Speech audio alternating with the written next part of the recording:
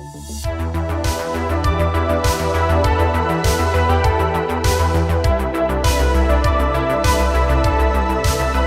back to the channel, everyone. Hope you are all doing well out there. Today I'm going to do a spoiler-free review of Good Boy. Now, this was by far my most anticipated movie of the back half of 2025. As soon as I read the synopsis of this movie and found out that it was a ghost story told through the POV of the dog, I was immediately sold. I didn't watch any trailers. I saw a few images and that was good enough for me. So director Ben Leonberg, he stars in the movie. Like, this is him interacting with Indy on screen. Apparently this took about 400 days to shoot because, as you can imagine, it's difficult to film with animals. Just getting set up to do this, I had to wrangle my dog and my 3 cats and get them all situated. It's always a huge process. I gotta talk about Good Boy. Can you lay down? There you go. There's your dinosaur. But all the voice acting and everything was added in later in post-production.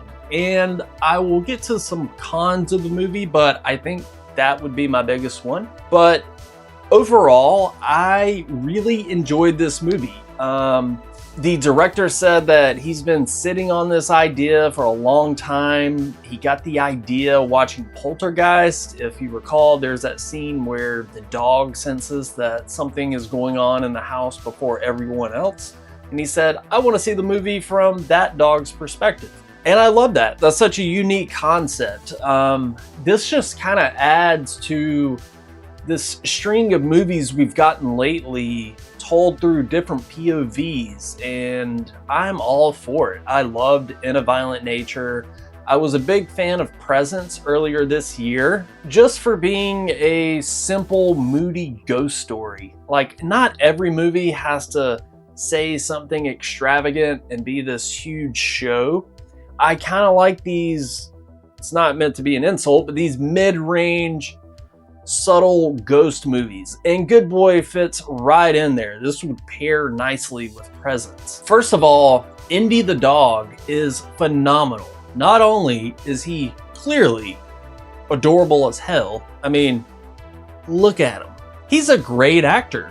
There's several shots where it's a close-up of Indy and you just pick up on the nuances of his expressions and like his concerns and excitements, and you know, just like an actual actor, all those emotions read on the camera. I can only imagine the amount of patience and timing and luck it took to shoot this movie, like to have a dog actor as your main star. So Indy is 10 out of 10. He is a good boy. He deserves all the success. Yeah, good job, Indy. I love the setting of the movie. It's mostly takes place in this very remote cabin. There's lots of rain. It feels very just cold and isolated. It kind of reminds me of Pet Sematary in the way, just in the setting. And no, not just because there's a dog. I mean, like the setting itself. Like, there's a cemetery in the woods. You have this house that's fairly remote. There's lots of rain, lots of lightning. It's a very stormy, moody, atmospheric kind of a movie. I love the aesthetic of the movie. Like, there's a lot of contrast and saturation. The shadows in the corner are very dark, and it kind of adds to the mystery of what's behind there, what's behind Indy. And since this does take place from the dog's POV, we get a lot of low angle shots, a lot of very wide lenses. A lot of the scenes sort of remind me of a video game in a way. I don't know, I just kind of got this vibe from it. Like, there's a few shots that look a little old school Resident Evil, Silent Hill.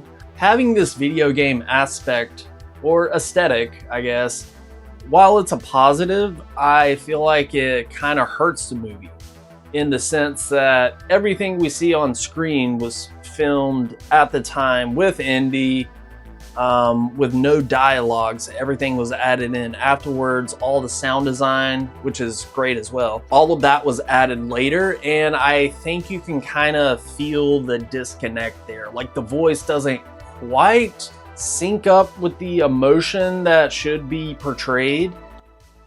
Stop it! Don't open that door! But Chris is... What is it? Something's just slightly off with the voice actor. I think the human aspects of this movie kind of lag a little bit. Like Indy's up here, human stuff is down here. And I have to say that there are some good scares in this movie. Being that this is PG-13, when I was going into it, I guess I was expecting maybe something more along the lines of Presence, where there's like no blood or gore really, but there's actually some kind of bloody scenes that make you squirm a little bit. One of the other negatives of this movie is, I guess the story itself felt a little lackluster at times, kind of meanders a bit. Now, this movie is only 75 minutes. Props to the director for knowing not to overstuff a movie. Too often we see that when things clearly should have been shorter. There are times where the story feels a tad bit lackluster, but then again, we are only seeing what Indy sees. This is his movie from his perspective.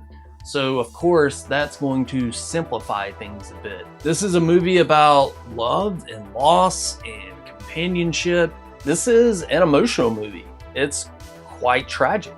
I found myself thinking about it quite a bit afterwards. When it was over initially, I was like, okay, that was good. I like that.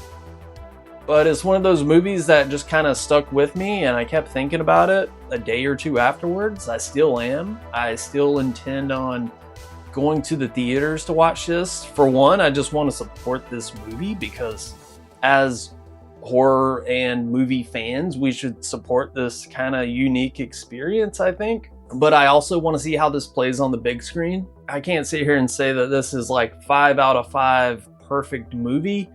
The things it gets right and the message that it's trying to convey and just how cute Indy is, I love it. I think I'm sitting at a very strong 3.5 out of 5 stars. I thought the story could have been punched up a bit more. The disconnect with the dialogue just feels a little clunky and awkward at times, but everything else is great.